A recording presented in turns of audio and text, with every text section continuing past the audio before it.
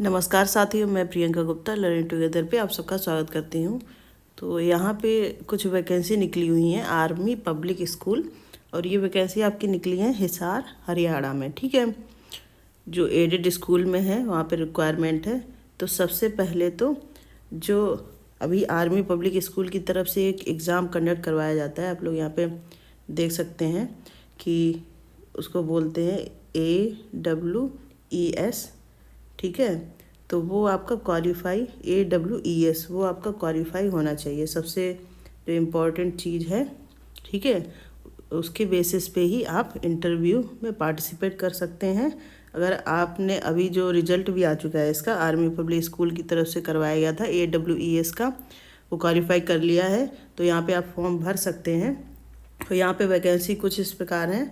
PGT आप लोग देख सकते हैं, फिजिकल एजुकेशन की है एक वैकेंसी, जिसमें आपको बैचलर में BPED होना चाहिए या फिर आपने BSc किया हो हेल्थ एंड फिजिकल एजुकेशन में। ठीक है, और मिनिमम 55% मार्क्स होने चाहिए, या फिर आपने 50% आपकी BPED की डिग्री होने चाहिए। ठीक है, या फिर आपने 4 साल का जो इंटीग्रेटेड कोर्स होता है BPED का वो किया हो। ये फिजिकल एजुकेशन की रिक्वायरमेंट है। बाकी PDF भी ये दे दिया जाएगा। इसके अलावा आपने ये MPED, तो आप इसको अच्छे से पढ़ लीजिए। और वैलिड, जैसा कि मैंने पहले बताया, आपका स्कोर कार्ड ज़रूर होना चाहिए। Valid score card. Online screening exam जो आपका AWES, उसमें 50% मार्क्स होने चाहिए। ठीक है, जो करवाया गया था। ठीक है और जो आपका फिजिकल एजुकेशन वाला है वो इसमें मतलब मैंडेटरी नहीं है, और बाकी जो सब्जेक्ट है उसमें मैंडेटरी है। ठीक है, और इसके बाद आपकी यहाँ पे वैकेंसी TGT की इंग्लिश की है, साइंस की है, संस्कृत की। जैसे इंग्लिश की 3 है, साइंस की 2 है और संस्कृत की 1 है। तो उसमें भी आपको 4 ईयर इंटीग्रेटेड डिग्री कोर्स हो, कोई भी NCERT concern subject.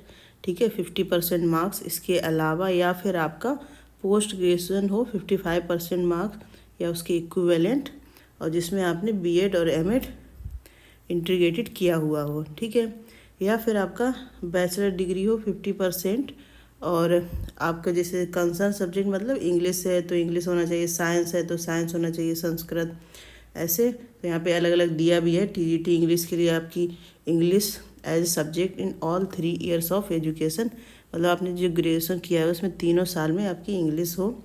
TGT science में भी है आपकी बॉटनी, जूलॉजी, केमिस्ट्री, फिजिक्स, इनमें से कोई 2 सब्जेक्ट आपके तीनों साल में होने चाहिए, नहीं 2 साल में होने चाहिए। ठीक है, बैचलर डिग्री में आपके कोई 2 सब्जेक्ट इनमें से हों। इसके बाद TGT संस्कृत है जो आपकी 3 ईयर्स है ग्रेजुएशन के, उसमें हो। इसके बाद इसके साथ ही TGT में BEd की डिग्री भी मांगी है, आप लोग यहाँ देख सकते हैं 50% मार्क्स से।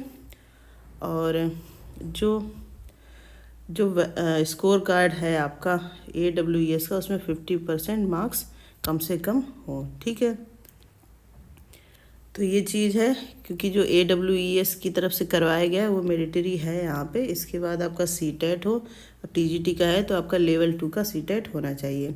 इसके TGT health and wellness teacher counsellor की जगह यहाँ पे निकली है, एक है जिसमें आपको graduation in psychology with the certificate, या फिर कोई डिप्लोमा हो आपका काउंसलिंग एंड का, जो 3 ईयर्स आपका एक्सपीरियंस भी हो, तो आप इसमें फॉर्म भर सकते हैं।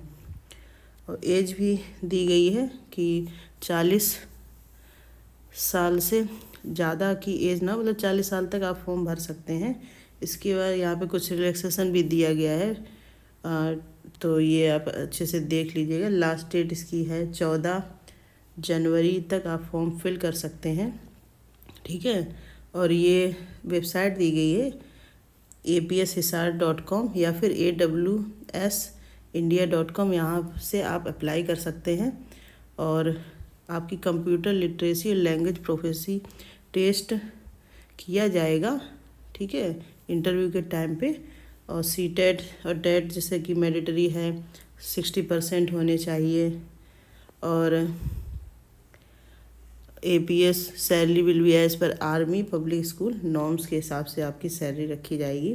तो ये सारी है। मेन है कि अगर आपने AWES का 50% मार्क्स से क्वालिफाई किया हुआ है तो आप ज़रूर इसमें फॉर्म भरें। ये परफॉर्मा दिया गया है, क्या क्या भरना है। यहाँ पे आप अपना फ़ोटो लगा सकते हैं। इसके बाद PGT TGT PRT कौन सी पोस्ट है, यहाँ पे नाम, ये सब लिखना है आपको। और इसके बाद है कहीं पे अगर अभी काम कर रहे हैं तो वो सारी डिटेल आप यहाँ पे लिख सकते हैं। फैमिली मतलब कि आप सिंगल हैं या फिर जो भी, ये सब लिख सकते हैं। इसके बाद एजुकेशनल रिकॉर्ड्स यहाँ पे सारा फिल करना है। और यहाँ पे ये पूछा गया है कि आपने CSB जो AWS का एग्ज़ाम हुआ तो वो क्लियर किया है, कब किया है। और यहाँ पे CTET या STET जैसे हरियाणा से निकला है तो हरियाणा का जो टेट होता है वो होगा यहाँ पे। और यहाँ पे पूछा गया है कि कब कौन सी क्लासेस कौन सा सब्जेक्ट पढ़ाना चाहते हैं, ये भी आपको भरना है। इसके अलावा NCC वगैरह कुछ किया है तो वो भी आप भर सकते हैं, ये सारा कुछ। इसके बाद है एक्सपीरियंस, अगर आपका कुछ रहा है तो वो यहाँ पे आप भर सकते हैं, ठीक है। और एप्टीट्यूड में पूछा गया है कि कौन से सब्जेक्ट को पढ़ाना ज़्यादा अच्छा लगता है आपको, कौन सी कल्चरल एक्टिविटी हैं, मतलब जो चीज़ें पूछी हैं आप लोग यहाँ पे देख सकते हैं। सारी चीज़ें यहाँ पे अच्छे से भरवाई गई हैं, ठीक है। और ये एप्लीकेशन डाउनलोड करना है आपको, जो आपकी वेबसाइट दी गई हैं वहाँ से डाउनलोड करके, ठीक है। फिर इसके बाद है कि पासपोर्ट साइज़ का ये वाला एप्लीकेशन डाउनलोड करना है, उसको पूरा भर के और ये बाया ईमेल से आपको सेंड करना है, ठीक है। अच्छा, ये ईमेल से नहीं करना है, ये आपको पोस्ट करना है। यहाँ पे लिखा हुआ है send by post, no application will be accepted via email. तो ईमेल नहीं करना है आपको, स्पीड पोस्ट वगैरह करना है, जिसमें आपकी डिमांड ड्राफ्ट लगेगी 100 रुपये की, ठीक है। तो जो स्कूल के नाम से है, जैसे मैं यहाँ पे आपको दिखा देती हूँ, जो भी आपका ये ऊपर दिया गया था, हिसार में निकली हुई है जगहें, तो आप लोग ये देख लेना पूरा एड्रेस क्या है, यहीं पे आपको ये भेजना है, ठीक है। तो ये सारा फिल करके ये पूरे एप्लीकेशन फॉर्म आपको डाउनलोड करना है, उसको फिल करना है अच्छे से, ये दिया गया है यहाँ पे। और फिर उसको बाय पोस्ट भेजना है, जो आपको 14 तारीख से पहले पहुँच जाने चाहिए। ये इम्पोर्टेंट चीज़ें ये आप लोग देख लीजिएगा। तो ये वैकेंसी निकली हुई है, जिनका भी AWES का सर्टिफिकेट है, क्वालिफाई किया हुआ है, ज़रूर ये फॉर्म भरें, अच्छी वैकेंसी है। और पे स्केल मतलब कि सैलरी भी अच्छी होती है यहाँ पे, KVS NVS इस तरीके की ही होती है। तो आप लोग यहाँ पे फॉर्म फिल कर सकते हैं। इसके अलावा कोई डाउट है तो कमेंट सेक्शन में पूछिएगा ज़रूर।